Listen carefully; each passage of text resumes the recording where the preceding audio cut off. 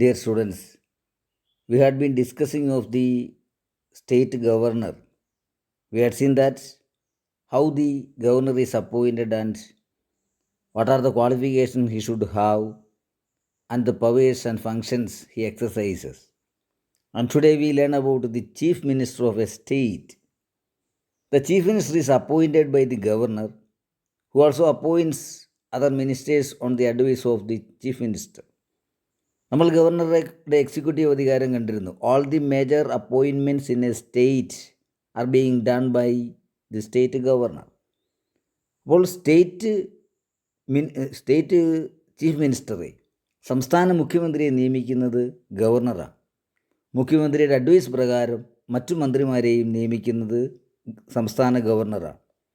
The council of ministers is collectively responsible to the legislative assembly of the state.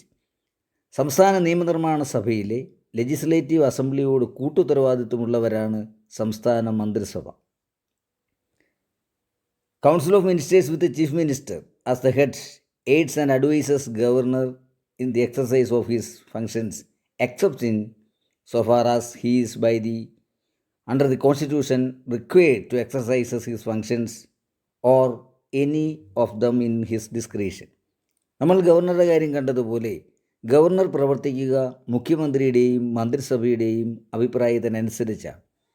അതല്ലാതെ രീതിയിൽ ഗവർണർക്ക് പ്രവർത്തിക്കണമെങ്കിൽ ചില discretionary powers ഉണ്ട് എന്ന് നമ്മൾ കഴിഞ്ഞ ക്ലാസ്സിൽ കണ്ടിരുന്നു. അപ്പോൾ അങ്ങനെയുള്ള ഡിസ്ക്രിഷണറി പവേഴ്സ് അല്ലാത്ത മറ്റെല്ലാ അധികാരങ്ങളും സംസ്ഥാന ഗവർണർ വിനിയോഗിക്കുന്നത് സംസ്ഥാന മുഖ്യമന്ത്രിയുടെയും മന്ത്രിസഭയുടെയും ഇച്ഛയ്ക്കും അഡ്വൈസിനും അനുസരിച്ചാണ്. According to the constitution, the position of the chief minister in the state is the same as that of the prime minister at the center. Indian ഭരണഘടന പറയുന്നു, കേന്ദ്രത്തിൽ പ്രധാനമന്ത്രിയുടെ സ്ഥാനം എന്താണോ അതാണ് സംസ്ഥാനത്ത് മുഖ്യമന്ത്രിയുടെ സ്ഥാനം. The chief minister is the head of the council of ministers and presides over its meetings. സംസ്ഥാന മന്ത്രിസഭയുടെ അധ്യക്ഷനും മന്ത്രിസഭാ മീറ്റിങ്ങുകളുടെ അധ്യക്ഷ പദവി അലങ്കരിക്കുന്നതും മുഖ്യമന്ത്രിയാണ്. He enjoys the executive powers of the state government. യഥാർത്ഥ എക്സിക്യൂട്ടീവ് അധികാരം സംസ്ഥാനത്ത് വിനിയോഗിക്കുന്നത് മുഖ്യമന്ത്രിയും മന്ത്രിസഭയുമാണ്. The chief minister communicates to the governor all decisions of the council of ministers relating to the administration of the state. മന്ത്രിസഭ എടുക്കുന്ന തീരുമാനങ്ങൾ, ഭരണപരമായി എടുക്കുന്ന തീരുമാനങ്ങൾ ഗവർണറെ അറിയിക്കുക എന്നത് ചീഫ് മിനിസ്റ്ററുടെ ചുമതലയാണ്. അപ്പോൾ കേന്ദ്രത്തിൽ പ്രധാനമന്ത്രി എങ്ങനെയാണോ അങ്ങനെയാണ് സംസ്ഥാനത്ത് മുഖ്യമന്ത്രിമാർ. അപ്പോൾ നമ്മൾക്കറിയാം, in a parliamentary system there is two types of executives, real executive and nominal executive. Since India is having a parliamentary system, here we can see two executives. അപ്പോൾ ഇന്ത്യയിൽ രണ്ട് തരം എക്സിക്യൂട്ടീവുകളുണ്ട്, നോമിനൽ എക്സിക്യൂട്ടീവും റിയൽ എക്സിക്യൂട്ടീവും. കേന്ദ്രത്തിൽ നോമിനൽ എക്സിക്യൂട്ടീവ് എന്നാൽ Indian പ്രസിഡൻ്റാണ്, real executive എന്നാൽ കേന്ദ്ര മന്ത്രിസഭയും പ്രധാനമന്ത്രിയുമാണ്. അതുപോലെ സംസ്ഥാനത്ത് നോമിനൽ എക്സിക്യൂട്ടീവ് ഹെഡ് എന്ന് പറയുന്നത് സ്റ്റേറ്റ് ഗവർണറും real executive power is exercised by chief minister and the council of ministers. അപ്പോൾ സംസ്ഥാനത്തെ യഥാർത്ഥ എക്സിക്യൂട്ടീവ് അധികാരി മുഖ്യമന്ത്രിയും അതോടൊപ്പം മന്ത്രിസഭ അംഗങ്ങളുമാണ്. This is all about the chief minister. Thank you. Now let us see one of the topics that can be expected for examination. Public Interest Litigation, PIL, പൊതു താൽപ്പര്യ ഹർജി. ഈ ആധുനിക കാലഘട്ടത്തിൽ ഏറ്റവും അധികം പ്രാധാന്യമുള്ള ഒന്നാണ് പൊതു താൽപ്പര്യ ഹർജി.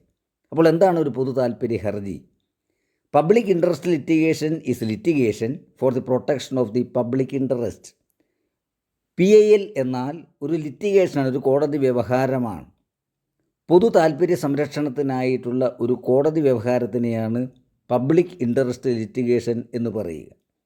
In Indian law, article 32 of the Indian constitution contains a tool which directly joins the public with judiciary. Indian ഭരണഘടനയിലെ ആർട്ടിക്കിൾ 32, നമുക്കറിയാം, അത് ഫണ്ടമെൻ്റൽ റൈറ്റ്സുമായി ബന്ധപ്പെട്ടതാണ്. അത് ജനങ്ങളെ ജുഡീഷ്യറിയുമായിട്ട് നേരിട്ട് ബന്ധിപ്പിക്കുന്ന ഒരു വകുപ്പാണ്. A PIL may be introduced in a court of law by the court itself rather than the aggrieved party or another third party. അപ്പോൾ എന്താണ് ഒരു PIL? PIL കോടതിക്ക് നേരിട്ടെടുക്കാം, അല്ലെങ്കിൽ സ്വമേധയാ ഒരു പൊതു താൽപ്പര്യ ഹർജി കോടതിക്ക് പരിഗണിക്കാം. അതിൽ ബന്ധപ്പെട്ട കക്ഷികളല്ലാതെ തന്നെ കോടതിക്ക് സ്വയമേവ വേണമെങ്കിൽ ഒരു പൊതു താൽപ്പര്യ ഹർജി പരിഗണനയ്ക്കെടുക്കാം. For the exercise of the court's jurisdiction, it is not necessary for the victim of the violation of his or her rights to personally approach the court. PIL പ്രകാരം ഒരു വ്യവഹാരത്തിന് അല്ലെങ്കിൽ ഒരു ലംഘനത്തിന് വിധേയമായ ഒരു വ്യക്തി, ഒരു ഇര, ആ ഇര നേരിട്ട് തന്നെ കോടതിയെ സമീപിക്കണമെന്നില്ല. അതിന് വേണം വിക്ടിം നേരിട്ട് തന്നെ ഒരു വയലേഷനെ സംബന്ധിച്ച് കോടതിയെ സമീപിക്കണമെന്നില്ല. അപ്പോൾ ആർക്ക് സമീപിക്കാൻ വേണ്ടി സാധിക്കും? In a PIL, the right to file suit is given to a member of the public through judicial activism. കോടതിയുടെ ജുഡീഷ്യൽ ആക്ടിവിസം എന്ന അധികാരം ഉപയോഗിച്ചുകൊണ്ട് സമൂഹത്തിലെ ഏതൊരു വ്യക്തിക്കും ഒരു പൊതു താൽപ്പര്യമുള്ള വിഷയത്തെ കോടതി മുമ്പാകെ അവതരിപ്പിക്കാൻ സാധിക്കും. ആ വിഷയത്തിൽ ഉൾപ്പെട്ട കക്ഷിയായിരിക്കണമെന്ന് നിർബന്ധമില്ല. അപ്പോൾ ഒരു തേർഡ് പാർട്ടിക്ക്, വിക്ടിമല്ലാത്ത മറ്റൊരു പാർട്ടിക്കോ അതും അല്ലെങ്കിൽ കോടതിക്ക് തന്നെയോ ഒരു പൊതു താൽപ്പര്യത്തിന് വിരുദ്ധമായ ഒരു ലംഘനത്തിനെതിരെ നടപടിയെടുക്കുവാനുള്ള ഒരു അധികാരത്തിനെയാണ്, ആ ഒരു വ്യവഹാരത്തിനെയാണ്, ആ ഒരു കോടതി നടപടിയെയാണ് പബ്ലിക് ഇൻട്രസ്റ്റ് ലിറ്റിഗേഷൻ അഥവാ പൊതു താൽപ്പര്യ ഹർജി എന്ന് പറയുക. The member of the public, അപ്പോൾ സമൂഹത്തിലെ ഒരു അംഗമായിരിക്കണം എന്ന് മാത്രമേ ഉള്ളൂ. The member of the public may be A non governmental organisation, an institution or an individual. അപ്പോൾ ആർക്കൊക്കെ ഈ പൊതു താൽപ്പര്യ ഹർജി സമർപ്പിക്കാം? ഒരു സ്വതന്ത്രമായ സംഘടനയ്ക്ക്, ഒരു നോൺ ഗവൺമെൻറ്റൽ ഓർഗനൈസേഷൻ ആവാം, അല്ലെങ്കിൽ ഒരു സ്ഥാപനത്തിനാകാം, അല്ലെങ്കിൽ ഒരു വ്യക്തിക്കാകാം. അപ്പോൾ ആർക്ക് വേണമെങ്കിലും സമൂഹത്തിൽ as A member in the public, സമൂഹത്തിലെ അംഗമെന്ന നിലയിൽ ആർക്കും കോടതിയെ സമീപിക്കാവുന്ന, ഒരു വ്യവഹാരവുമായി സമീപിക്കാവുന്ന, ഒരു പൊതു താൽപ്പര്യത്തെ മുൻനിർത്തിയുള്ളൊരു വിഷയം അവതരിപ്പിക്കാനുള്ള അധികാരത്തെ, അവകാശത്തെയാണ് PIL എന്ന് പറയുക. The Supreme Court of India, rejecting the criticism of judicial activism, has stated that the judiciary has stepped in to give direction because due to executive inaction, the laws enabled by Parliament and the state legislature for the poor since independence have not been properly implemented. അപ്പോൾ ഒരു സർക്കാർ ഒരു നിയമം നടപ്പിലാക്കുവാൻ, അല്ലെങ്കിൽ സമൂഹത്തിലെ ഒരു നല്ല കാര്യം ചെയ്യുവാൻ പരാജയപ്പെട്ടാൽ അതിനെതിരെ ഒരു വ്യക്തിക്ക്, അല്ലെങ്കിൽ കോടതിക്ക് സ്വമേധയായോ നോൺ ഗവൺമെൻറ് അസോസിയേഷനുകൾക്കോ ഒരു തേർഡ് പാർട്ടിക്കോ ഒരു ഇരയ്ക്കു അല്ലെങ്കിൽ ഈ വയലേഷന് വിധേയമാക്കപ്പെട്ട വ്യക്തിക്ക് അല്ലാതെ തന്നെ ഒരു തേർഡ് പാർട്ടിക്കോ ഒരു പൊതു താൽപ്പര്യം മുൻനിർത്തി കോടതിയിൽ ഫയൽ ചെയ്യുവാനുള്ള അധികാരത്തിനെയാണ്, കേസ് ഫയൽ ചെയ്യാനുള്ള അധികാരത്തിനെയാണ് പബ്ലിക് ഇൻട്രസ്റ്റ് ലിറ്റിഗേഷൻ അഥവാ പൊതു താൽപ്പര്യ ഹർജി എന്ന് പറയുക. മറ്റൊന്ന്, നമ്മൾ ഫണ്ടമെൻ്റൽ റൈറ്റ്സിനെ കുറിച്ച് പഠിച്ചിരുന്നു. ഇന്ത്യൻ ഭരണഘടന ഇന്ത്യൻ പൗരന്മാർക്ക് നൽകുന്ന അടിസ്ഥാനപരമായ പല അവകാശങ്ങളെയാണ് ഫണ്ടമെൻ്റൽ റൈറ്റ്സ് എന്ന് പറയുക. 6 ഫണ്ടമെൻ്റൽ റൈറ്റ്സിനെ കുറിച്ച് നമ്മൾ പ്രതിപാദിച്ചിരുന്നു. അപ്പോൾ ഈ ഫണ്ടമെൻ്റൽ റൈറ്റ്സ് നടപ്പിലാക്കുവാൻ ഗവൺമെൻറ്റുകൾ പരാജയപ്പെട്ടാൽ എന്താണ് നമുക്ക് മുന്നിലുള്ള പോംവഴി? അത് 6ാമത്തെ ഫണ്ടമെൻ്റൽ റൈറ്റ് തന്നെ പറയുന്നു, റൈറ്റ് ടു കോൺസ്റ്റിറ്റ്യൂഷണൽ റെമഡീസ്, ഭരണഘടനാപരമായി പരിഹാരം കാണുവാനുള്ള അവകാശം.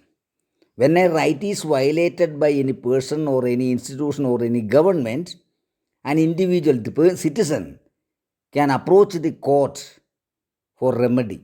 അതിന് പരിഹാരമായിട്ട് ഒരു വ്യക്തിക്ക്, ഒരു പൗരന് കോടതിയെ സമീപിക്കാൻ അവകാശമുണ്ട്. അപ്പോൾ മൗലിക അവകാശ ലംഘനങ്ങളെ ചോദ്യം ചെയ്തുകൊണ്ടുള്ള ഹർജികൾ സാധാരണഗതിയിൽ അറിയപ്പെടുക റിട്ടുകൾ എന്ന പേരിലാണ്. റിട്ട് ഹർജികളാണ് സാധാരണഗതിയിൽ മൗലികാവകാശ ലംഘനത്തിനെതിരെ കോടതിയിൽ ഫയൽ ചെയ്യുക. The writs can be issued only by Supreme Court and high courts of the states. Writ ഹർജികൾ കൈകാര്യം ചെയ്യുവാനുള്ള അധികാരം സുപ്രീം കോടതിക്കും അതോടൊപ്പം സംസ്ഥാന ഹൈക്കോടതികൾക്കും മാത്രമേ ഉള്ളൂ. No lower courts have been given the power to consider Ritz.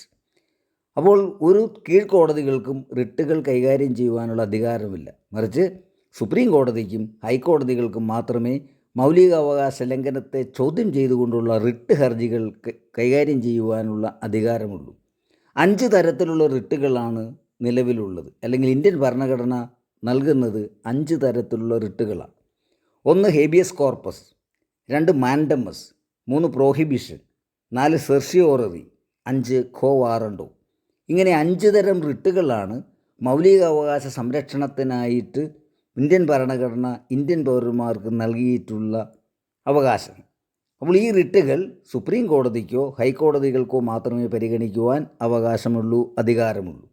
5 തരം റിട്ടുകളെക്കുറിച്ച് നമ്മൾ കണ്ടു. അതിലൊന്നാമത്തെ റിട്ടാണ് ഹേബിയസ് കോർപ്പസ്.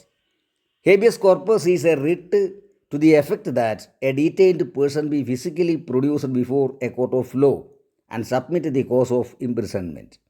അപ്പോൾ അന്യായമായി തടങ്കലിൽ വയ്ക്കപ്പെട്ട ഒരു വ്യക്തിയെ ശാരീരികമായി കോടതിയിൽ ഹാജരാക്കണം, അല്ലെങ്കിൽ ഫിസിക്കലി കോടതിയുടെ മുമ്പാകെ ഹാജരാക്കണമെന്ന് ആവശ്യപ്പെട്ടുകൊണ്ടുള്ള ഒരു റിട്ടിനെയാണ് ഹേബിയസ് കോർപ്പസ് എന്ന് പറയുക. അപ്പോൾ ആരെങ്കിലും ഒരു വ്യക്തിയെ അന്യായമായി തടങ്കലിൽ വെച്ചാൽ ആ വ്യക്തിയെ കാണുന്നില്ല എന്ന് നമ്മൾ പോലീസ് സ്റ്റേഷനിൽ പോയിട്ട് പരാതി കൊടുത്തിട്ടും ആ വ്യക്തിയെ വിട്ടുകിട്ടുന്നില്ല എങ്കിൽ നമുക്ക് ഹൈക്കോടതിയെയോ അല്ലെങ്കിൽ സുപ്രീം കോടതിയെ സമീപിക്കാൻ സാധിക്കും ഒരു പൗരനെന്ന നിലയിൽ. അപ്പോൾ ഹൈക്കോടതി അല്ലെങ്കിൽ സുപ്രീം കോടതി ഇഷ്യൂ ചെയ്യുന്ന റിട്ടിന് പറയുന്ന പേരാണ് ഹേബിയസ് കോർപ്പസ്. അതിൽ പറയുന്നത് a detained person be physically produced before a court of law. ആ അന്യായമായ തടങ്കലിലാക്കപ്പെട്ട വ്യക്തിയെ കോടതി മുമ്പാകെ നേരിട്ട് ഹാജരാക്കണം എന്നുള്ള ആ ഉത്തരവിനെയാണ് ഹേബിയസ് കോർപ്പസ് എന്ന് പറയുക. രണ്ടാമത്തെ റിട്ടാണ് mandamus. It's a writ used for enforcing the performance of a public duty by a government official. അപ്പോൾ ഗവൺമെൻറ്റിൽ നിന്നും നമ്മൾക്ക് ലഭ്യമാക്കേണ്ട ഒരു സേവനം ലഭ്യമാകുന്നില്ല എങ്കിൽ അത് നടപ്പിലാക്കുവാൻ ബാധ്യസ്ഥപ്പെട്ട ഉദ്യോഗസ്ഥർ അത് നടപ്പിലാക്കുന്നില്ല എങ്കിൽ നമ്മൾക്ക് കോടതിയെ സമീപിക്കാം. കാരണം അത് നമ്മുടെ മൗലിക അവകാശമാണ്. പബ്ലിക് സർവൻസ് നമുക്ക് ചെയ്തു തരേണ്ട കാര്യങ്ങൾ ചെയ്തു തരിക. അവരങ്ങനെ ചെയ്യുന്നില്ലെങ്കിൽ കോടതിയെ സമീപിക്കാം, സുപ്രീം കോടതിയെയോ അല്ലെങ്കിൽ ഹൈക്കോടതിയെയോ. അപ്പോൾ സുപ്രീം കോടതി അല്ലെങ്കിൽ ഹൈക്കോടതി മാൻഡമസ് എന്ന റിട്ട് ഇഷ്യൂ ചെയ്യും. ആ റിട്ടാണ് it's a writ used for enforcing the performance of a public duty by a government official. ആ ഒരു ഗവൺമെൻറ് ഒഫീഷ്യൽ തന്നിൽ അർപ്പിതമായിരിക്കുന്ന ഡ്യൂട്ടി കൃത്യമായിട്ട് ചെയ്യണം എന്ന് നിഷ്കർഷിച്ചുകൊണ്ടുള്ള ആ ഒരു ഉത്തരവിനെയാണ് മാൻഡമസ് എന്ന് പറയുക. അതാണ് രണ്ടാമത്തെ writ. 3 prohibition. It's a writ issued for the purpose of preventing an inferior court from extending it's jurisdiction. ഒരു കീഴ്ക്കോടതി തനിക്കില്ലാത്ത അധികാരം പ്രയോഗിക്കുകയാണെങ്കിൽ അതിനെ തടഞ്ഞുകൊണ്ടുള്ള, പ്രിവെൻറ്റ് ചെയ്തുകൊണ്ടുള്ള ഒരു ഉത്തരവാണ് സുപ്രീം കോടതി അല്ലെങ്കിൽ ഹൈക്കോടതി പുറപ്പെടുവിക്കുക. അതിനെയാണ് പ്രോഹിബിഷൻ, നിരോധനം എന്ന് പറയുക. അപ്പോൾ കീഴ്ക്കോടതിക്ക് ഇല്ലാത്ത അധികാരം പ്രയോഗിക്കുന്നുവെങ്കിൽ അതിനെ തടയുവാൻ വേണ്ടിയിട്ടുള്ള ഉത്തരവിനെയാണ് പ്രോഹിബിഷൻ എന്ന് പറയുക. 4 certiorari. It's a writ issued to order the transfer of a suit from an inferior court to a superior court. അപ്പോൾ ഒരു കീഴ്ക്കോടതി പരിഗണിക്കുന്ന ഒരു കേസ് അതൊരു മേൽക്കോടതിയിലേക്ക് ട്രാൻസ്ഫർ ചെയ്യാൻ പറഞ്ഞുകൊണ്ടുള്ള സുപ്രീം കോടതിയുടെ അല്ലെങ്കിൽ ഹൈക്കോടതിയുടെ ഉത്തരവിനെയാണ് സെർഷിയോററി എന്ന് പറയുക. ഇത് നമ്മൾ ഇതിനു മുൻപ് കണ്ട പ്രോഹിബിഷനുമായിട്ട് ബന്ധപ്പെട്ട റിട്ട് തന്നെയാണ്. കാരണം ഒരു കീഴ്ക്കോടതി തന്നിൽ അർപ്പിതമല്ലാത്ത അധികാരം ഉപയോഗിച്ചുകൊണ്ടൊരു കേസ് പരിഗണിക്കുമ്പോൾ ആ കേസ് പരിഗണിക്കുന്നത് മേൽക്കോടതിയിലേക്ക് മാറ്റുവാൻ, ആ കേസ് ട്രാൻസ്ഫർ ചെയ്യുവാൻ പറഞ്ഞുകൊണ്ടുള്ള ഒരു ഉത്തരവിനെയാണ് സെർഷിയോററി എന്ന് പറയുക. This is done when A lower court is hearing the case beyond it's jurisdiction. അതിൻ്റെ അധികാരപരിധിക്ക് മേലെയുള്ള ഒരു കേസ് പരിഗണിക്കുകയാണെങ്കിൽ, ഒരു കീഴ്ക്കോടതി പരിഗണിക്കുകയാണെങ്കിൽ ആ കേസ് മേൽക്കോടതിയിലേക്ക് ട്രാൻസ്ഫർ ചെയ്യുവാൻ പറഞ്ഞുകൊണ്ടുള്ള സുപ്രീം കോടതിയുടെ അല്ലെങ്കിൽ ഹൈക്കോടതിയുടെ ഉത്തരവാണ് സെർഷിയോററി എന്ന് പറയുക. 5 കോ വാറണ്ടോ.